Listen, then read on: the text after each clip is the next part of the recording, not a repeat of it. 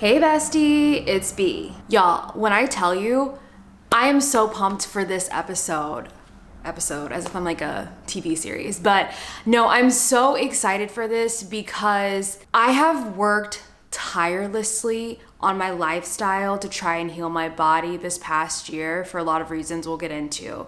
And finally, I am seeing the results. And it's crazy because I didn't even notice that the results were resulting until I saw a picture of my face and I saw the difference over a span of a few months. So before we get into anything, I need to show you guys this picture, okay? This is a picture of my face in about, I wanna say, it was like May, okay? Around this time, I had gone to the emergency room because I was having abdominal pains, and really, long story short, my digestive situation was so messed up because of how I was eating, just over time, not taking care of my body the way that I should be. And it just kind of backfired. It all blew up in my face one day. I went to the ER and yeah, I got a reality check. I quite literally got a reality check in the mail for a lot of money to pay for that hospital bill, because when I tell you it was someone's salary, that is what made me realize it's really not worth doing all these things to my body constantly and not taking care of myself, because look at the actual bill. Like, it actually cost. It does in a lot of ways, not just financially, but also like physically, mentally, all the things, right? So anyways, you see the before picture. Then here's the most recent after picture, okay? This is actually crazy to me because, like I said, I didn't notice that my body was actually changing or improving, and I was looking through some video files and I went back to that old video and I was like, wait a second, my face is so puffy.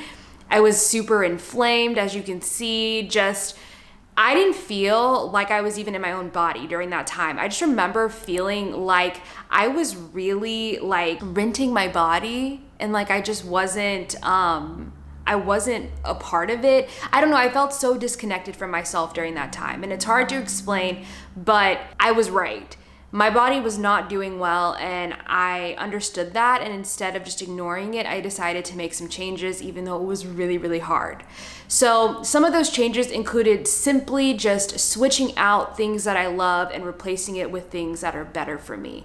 I'm not a big believer in, restricting yourself or cutting things out that you seriously enjoy. I think there's always an alternative that we can figure out and we can find.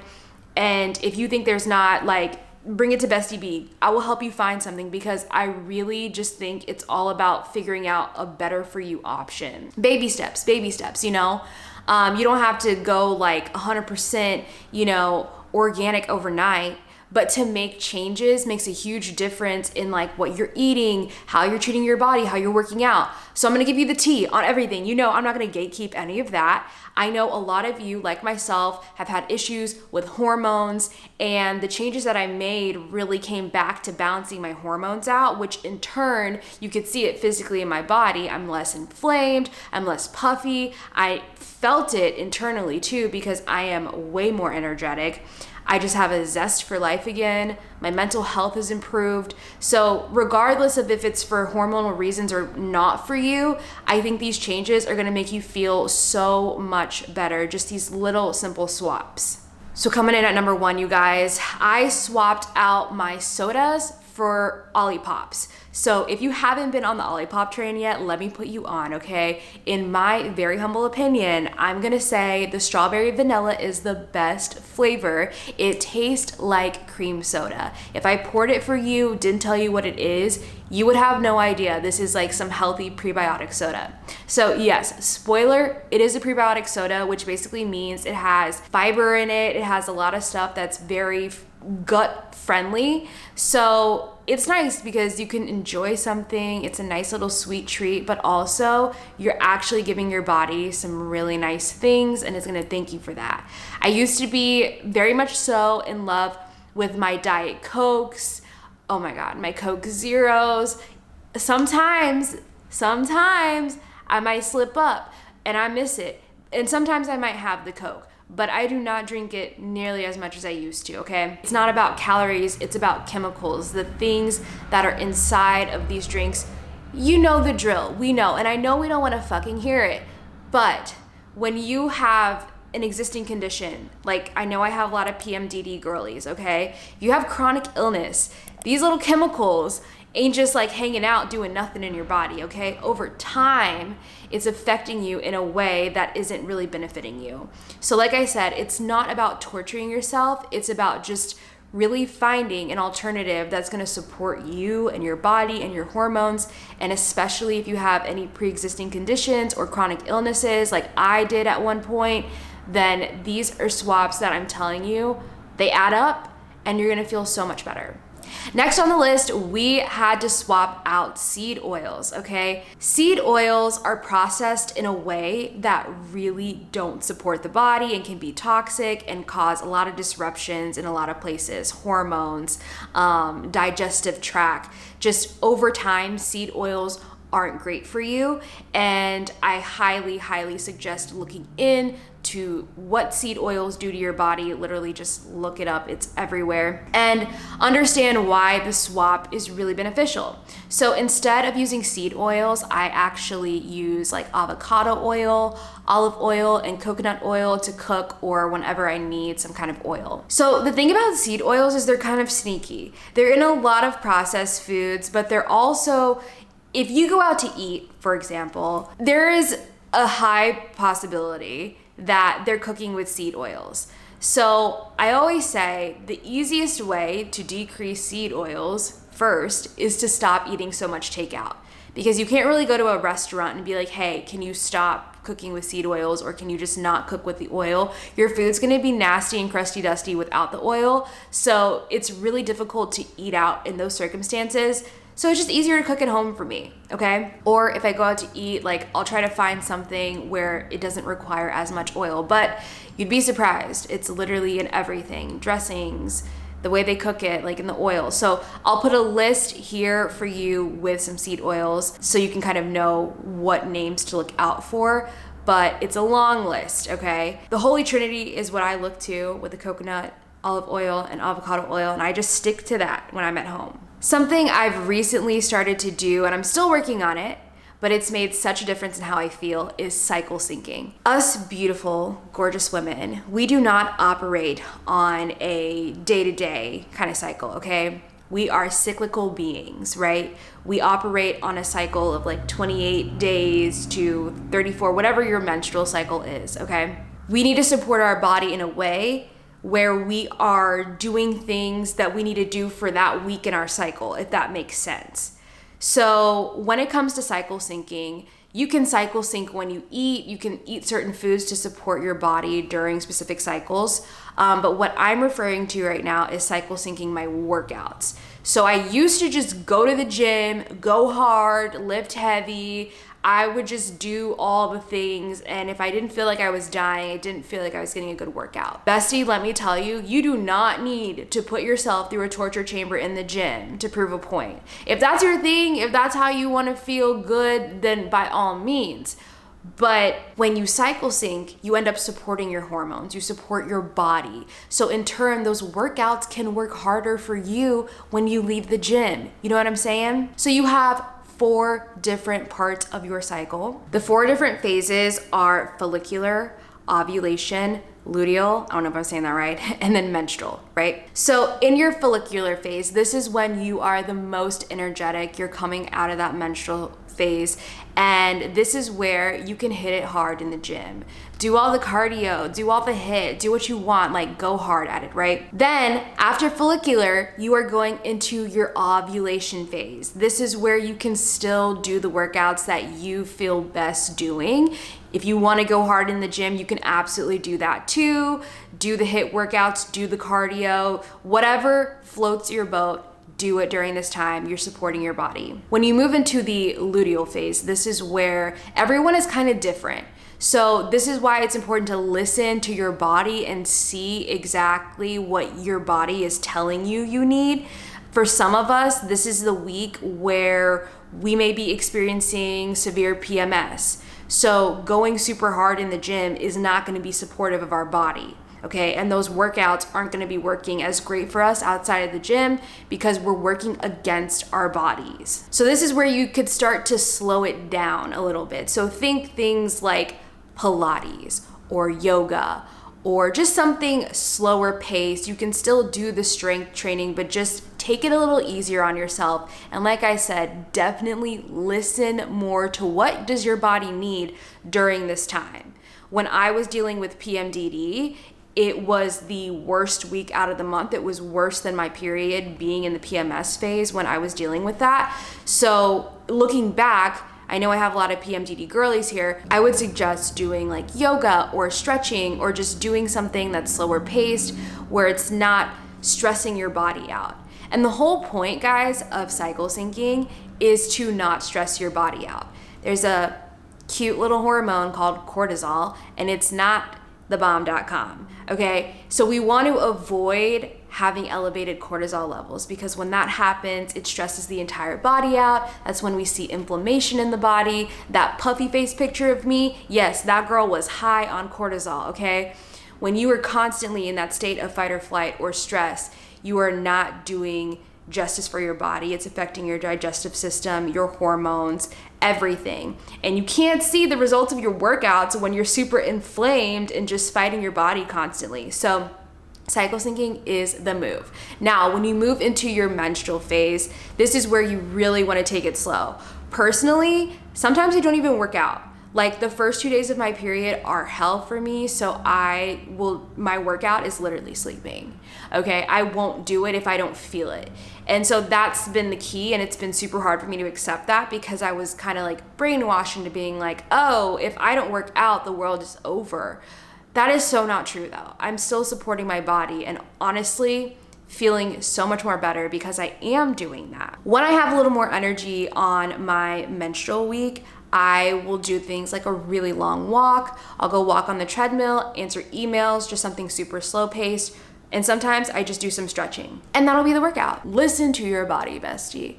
Listen to what you need, slow it down during those last 2 weeks and find some workouts that you really enjoy and that can be sustainable for you over time. This one is the hardest one, I'm not gonna lie, but I have had to really let go of the sugar. I've learned so much about sugar, and being a former sugar addict, I can tell you this has been a journey for me. So there's no way I could just be like, I'm never gonna eat a dessert again. This is not gonna happen, okay? So I had to figure out what swaps I could make in the dessert area that are just better for me. And when I have that sugar craving, really train my body to go for that first. And if that doesn't work and I'm just having a day, okay.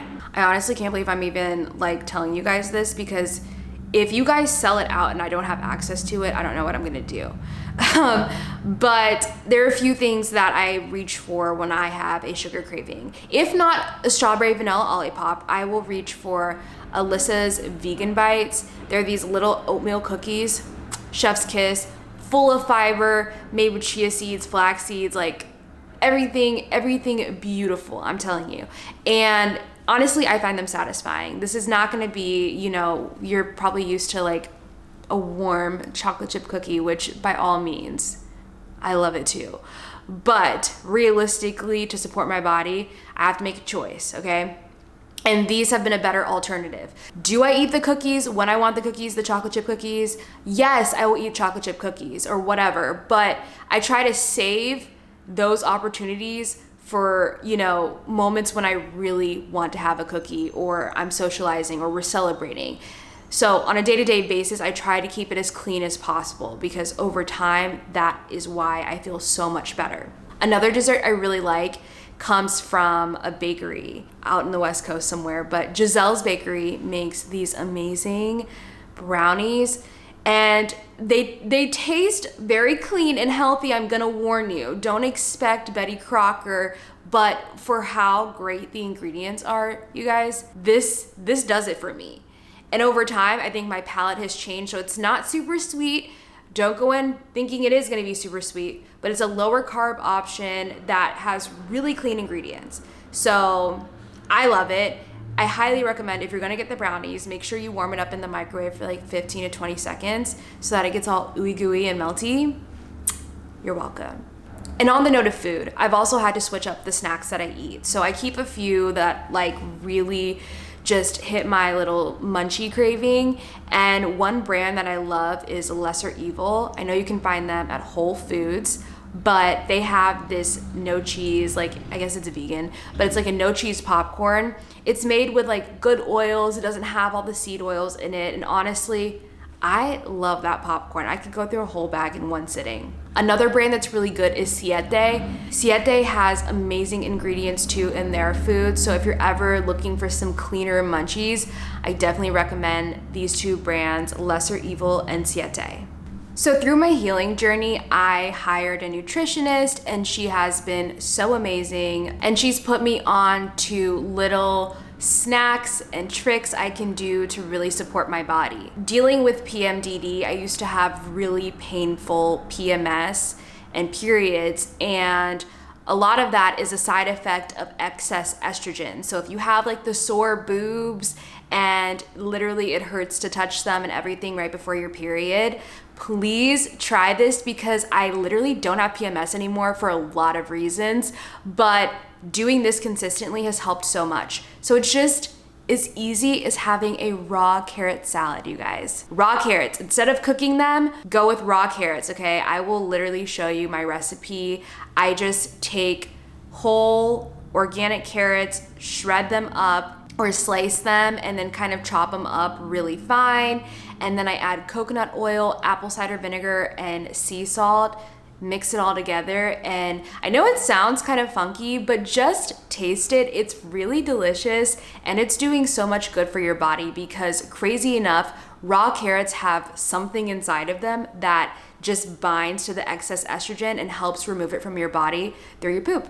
Yeah, so pretty cool fact if you suffer with excess estrogen symptoms. Definitely look up symptoms of excess estrogen. There's so many, and you might just be like, oh, I just have really bad PMS. And that could actually be the problem. It baffles me that we don't learn anything about this as women, and we have to really seek out the information. But understand the information is out there, it just requires a little legwork. Please look up all that stuff. Another fun swap that I've made just to kind of like romanticize my life in this healing journey is swapping out alcohol for kombucha. Now, of course, I still drink on occasion, but like I said, keyword occasion, I try to save that for fun nights and times when I'm out socializing. So it's definitely not like I used to do, where I would have like a glass of wine with dinner every night, although I miss those days. It's not the vibe for me anymore, and I've accepted that. But what I'll do is I will literally just put kombucha in a wine glass just so I can have the vibe of like cooking dinner, hanging out with AJ at the end of the day. I really just like to romanticize the end of my day and feel like I'm having a happy hour, even if I'm just here with AJ and Bubby. We will turn on some jazz music and we'll cook dinner. He'll have a beer and I'll have my kombucha in a wine glass, and it's really just the vibe that we're going for. But that's been a really amazing swap for me, and I really enjoy kombucha. So if it's not kombucha for you, just find an alternative that you really do enjoy, because it's a lot better than putting alcohol in your system on a daily basis. I mean, truth be told, alcohol is a toxin, so it's not the best for you if you're trying to heal. For all my vampires out there, okay? We're gonna swap those dark rooms for some natural sunlight. The first thing I do when I wake up every day is open up every single window. Let the sun in. The sun is your friend, the sun is medicine, but it's also really helpful in kind of getting your body in a cycle of being like, hey, we're supposed to be awake right now. So if you feel like fatigue and all those things, it's really important to make sure you're getting sunlight, whether that be like through your windows in your place or being outside for a little bit if you can. It really helps to get sunlight. The sun is like magic. It's medicine, seriously. And my nutritionist has emphasized that with me too, that just getting outside within the first 2 hours of waking up is great for your circadian rhythm and just really helps your body in so many ways. This one's hard, but we're gonna do it. 2023, we're gonna do it, okay? And if you're gonna do it with me, let me know in the comments. But we are gonna swap blue lights before bed out for something else. It needs to be a book or a Kindle, but we cannot look at our phones before bed, guys. I'm serious, okay? I'm in the habit of like really scrolling before bed, and the nights where I don't do that, I swear I have the most restful sleep. And what people don't know about healing and just really improving your body is that if you're not getting quality sleep, you're not giving your body this optimal time to recover and really work at its best for you. Sleep is literally the foundation of everything. So I'm very strict about getting my 8 hours. I try to be in bed at the same time every day, which is usually around like 8 o'clock. I know that sounds early, but it takes me about an hour to fall asleep. So then, you know, I'm sleeping until like about 5 or 6 a.m. usually. I get up early, I like to go to bed early, and that's how I feel most productive, but also my body is supported by that sleep schedule. So try to get that together in 2020 and let me know how your sleep is doing and any tips and tricks you have for just not scrolling on your phone, because that's my problem right now. I will say that I have drastically improved my scroll time. I used to could scroll for like hours before bed. Now it's like 20 minutes, which is great. So my goal is to get that down to 0 and do something else. So I'm asking Santa for a Kindle this year. He doesn't know yet, but I need to ask him for that. I hope that these swaps are really helpful for you. Keep in mind, small changes and things that don't feel like you're changing anything at all, in my opinion, are the best because you still keep the quality of life that you have and you're just doing something that's better for you. You don't have to go completely changing your life, torturing yourself, doing things that you don't enjoy, because what happens when you do that is it's not sustainable and you're not gonna keep doing it and you're just gonna revert back to the old habit. Don't cut things out of your life, replace them, because I promise you, you will see progress over time. Even if you're like, I don't notice any changes, you guys, my before and after pictures are proof that these changes, these little tiny changes I made, are making a huge difference. And I'm just super excited to see where these changes are gonna go even in 2023 now, because I am not done. I'm just getting started and I'm gonna keep you guys along on this journey too. So if you have any good tips on better for you options that support the body, support the hormones, please leave them in the comments. Let me know what you guys have been trying. And if you saw anything in this video today that you wanna try, let me know as well. Give this video a thumbs up if it was helpful to you, and be sure to subscribe and hit that notification bell so you don't miss anything else. And I will see you guys next week.